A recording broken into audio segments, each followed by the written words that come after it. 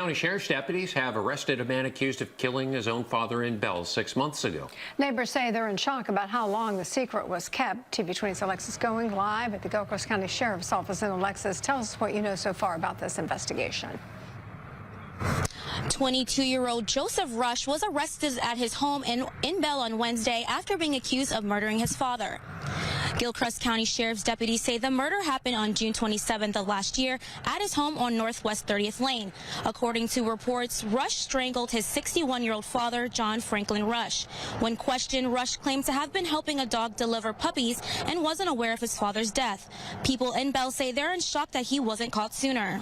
It was kind of crazy, you know. It was not expected, but at the same time, it was expected because there's a whole lot of evil people around here, but being so close to my house or whatever is kind of scary because and for how long he went without people knowing, you know, he could have killed so many other people, but it's just crazy and scary at the same time.